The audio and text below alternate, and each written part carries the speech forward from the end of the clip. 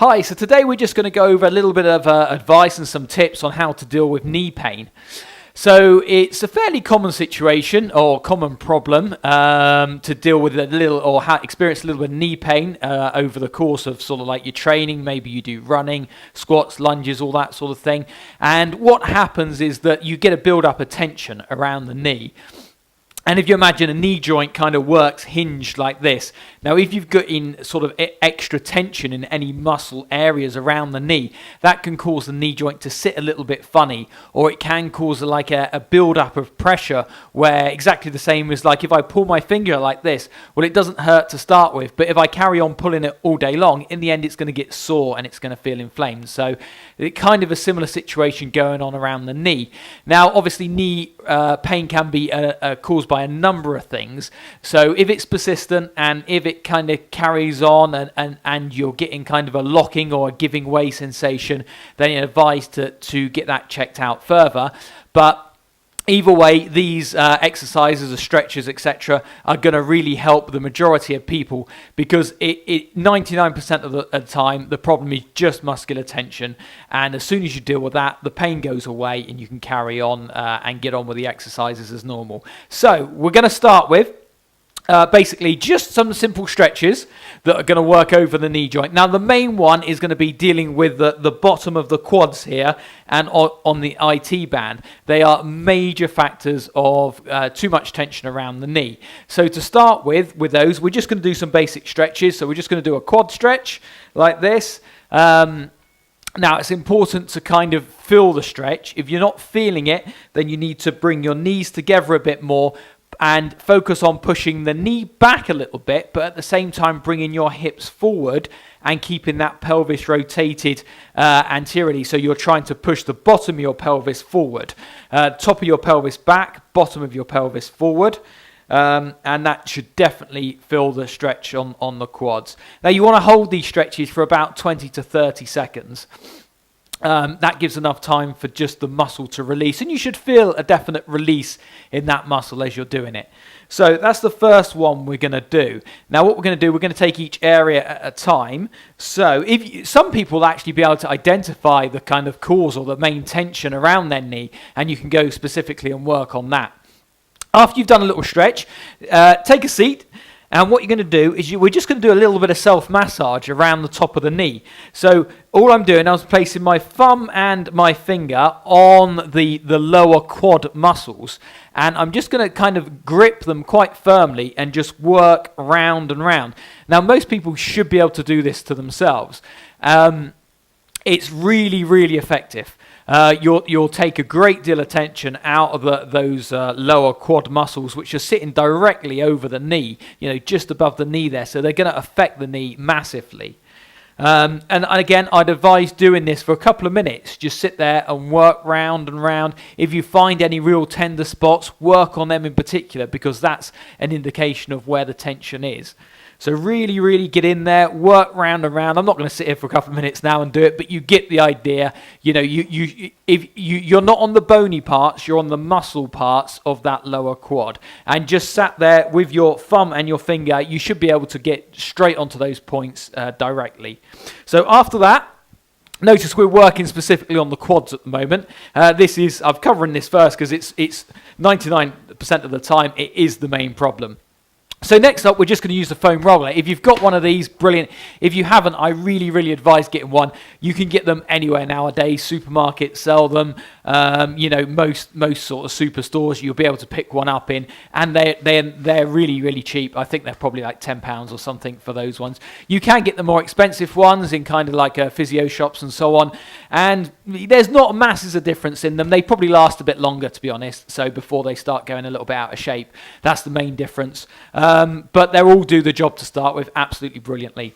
So place the roller down, and we're just going to lie on it. Now I'm going to do one quad at a time here, so hence my roller is out to the side. So I'm just working on this right quad, and all I'm going to do, I'm going to find the spot over the top of my knee, and I'm just going to work backwards and forwards on it. Now you can judge how much pressure to put on that quad by just kind of like using your other leg. If I drop to my knee on my other leg, then it becomes less pressure. because there's less weight over it. If I go up onto my foot, I'm putting the balance back over onto this leg that's on top of the foam roller, and I can work up and down. Now notice I'm only doing sort of short movements. Now I've found these to be more effective than to try and roll in a big kind of line like this. It's okay doing the big ones, that's absolutely fine. But what I'm after here is to find the little spots, the hurty spots, and to work on them and just kind of work over them backwards and forwards. And as they ease, you can get bigger and bigger with the rolls, and that will kind of just take the tension out around them as well.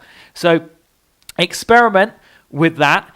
You need to kind of turn your leg a little bit as you're doing it. So if the front of your leg is bang on, and then start to turn your body from side to side a little bit to get the areas kind of like on the sides as well, not just on the flat bit, because these areas either side of your knee or your thigh are going to be critical into what could be causing that pain. So you need to deal with them as well and not just go flat on the front of the thigh.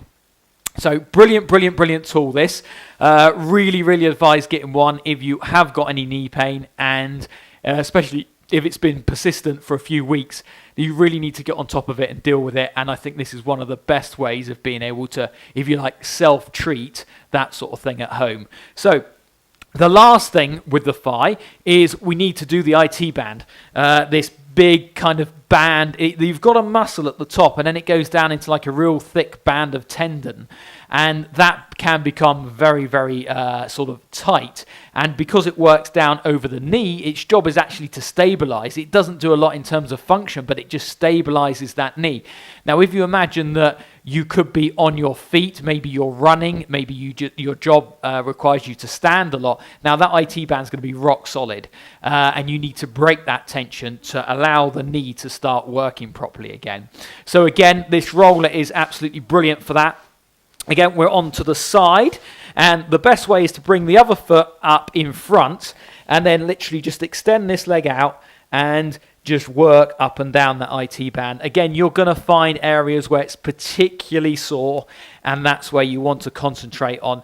Now, you have to be a little bit careful on the IT band. You don't want to overwork this, so it has to be quite controlled. You want to hit those spots, and then I'd say a maximum of kind of like 20 to 30 rolls in one go, because you can overwork it, and then it can kind of react to that and tighten up a little bit. So you want to get in there, you want to do the job, hit those spots, and then leave it alone to settle down.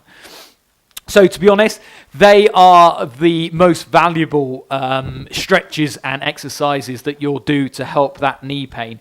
Now, other areas that can be involved are going to be your calf. So you want to do a calf stretch. Now, when you're doing a calf stretch to help the knee, keep the knee straight, because you can do various ones. For example, if I'm doing this and I bend my knee like this, in this sort of fashion, same as what you'd do up against a step, then I'm stretching my lower calf. And although that's beneficial, but you really want to do it where you're stretching from a straight knee position.